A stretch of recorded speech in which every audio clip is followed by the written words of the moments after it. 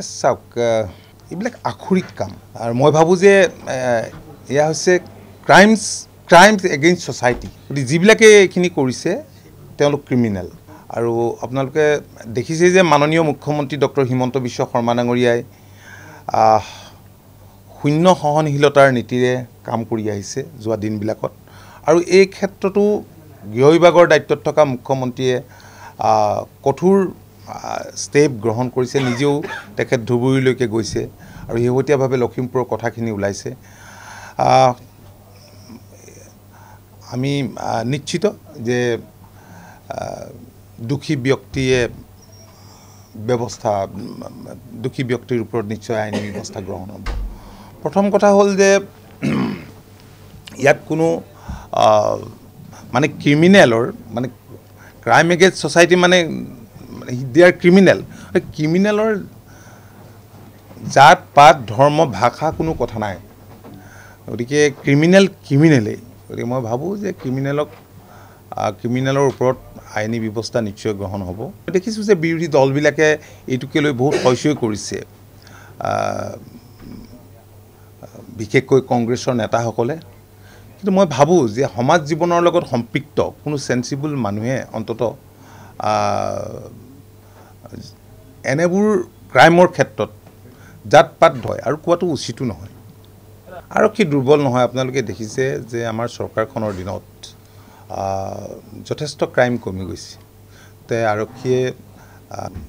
যিকোনো এটা বিষয়ত অত্যন্ত তৎপৰ কাৰণে আৰু সময়োচিত ব্যৱস্থা লোৱাৰ কাৰণে মই ভাবোঁ যে এতিয়া সমাজত ক্ৰাইমবিলাক কমিছে ক'ৰবাত কেতিয়াবা প্ৰমাণৰ অভাৱত কোনোবা দোষী ধৰা নপৰিবও পাৰে তাৰমানে এইটো নহয় যে অসম পুলিচ দুৰ্বল পঞ্চায়ত নিৰ্বাচনটো হৈ গ'ল ৰিজাল্টটো ওলালে গতিকে ৰিজাল্টৰ ওপৰত ভিত্তি কৰি এতিয়া পঞ্চায়তবিলাক গঠন হ'ব আঞ্চলিক পঞ্চায়ত গঠন হ'ব জিলা পৰিষদ গঠন হ'ব আৰু আপোনালোকে জানে যে ভাৰতীয় জনতা পাৰ্টিৰ লগত মিত্ৰতাৰে আমি নিৰ্বাচনত আমি অৱতীৰ্ণ হৈছিলোঁ বুজাবুজিৰে গতিকে এইবিলাক ক্ষেত্ৰতো য'ত বুজাবুজিৰ প্ৰয়োজন আছে এনেকুৱা গঠনৰ ক্ষেত্ৰত সেইমতে হ'ব আগতে আমি যিখিনি যেনেধৰণে কথা বতৰাবিলাক পাতিছোঁ তেনেধৰণে নাই তাত BTCত আজি কেইদিনমানৰ আগতে আলোচনা হৈছে আমাৰ দুয়োগৰাকী সাংসদেই আছিলে আৰু আমি ইলেকশ্যনৰ কাৰণে BTC ইলেকশ্যনৰ কাৰণে এখন সাব কমিটিও আমি কৰি দিছোঁ গতিকে তেওঁলোকে ঘূৰা পকা কৰিছে দেখা যাওক কি হয় কথাখিনি এতিয়ালৈকেতো খুব তেনেকুৱা ফৰ্মেল আলোচনা হোৱা নাই অনানুষ্ঠানিকভাৱে কথা বতৰা পাতিছে কিন্তু দলে বিশেষ কেতবোৰ সমষ্টিত প্ৰাৰ্থিত্ব দিয়াত আগ্ৰহী আমি এতিয়ালৈকে ভাৰতীয় জনতা পাৰ্টিয়ে হওক বা PPFৰ লগতে UPPLৰ লগতে হওক আমি কোনো তেনেকুৱা ঠেটবেৰ আলোচনা কৰা নাই আৰু অন্যান্য স্বায়ত্তশাসিত পৰিষদবিলাকৰ নিৰ্বাচন যিহেতু সমাগত গোটেই কথাখিনি আমি আগবঢ়াই নিবলৈ আমি চেষ্টা কৰিম মিত্ৰতাটো আছেই মিত্ৰতাটো এনেওতো আমি UPPL আমাৰ মিত্ৰ দল আৰু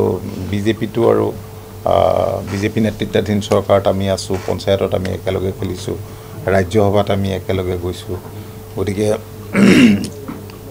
এতিয়া এই BTC ইলেকশ্যনৰ ক্ষেত্ৰত কেনে সিদ্ধান্ত হয় আৰু কেইদিনমান যোৱাৰ পিছত আমি ক'ব পাৰিম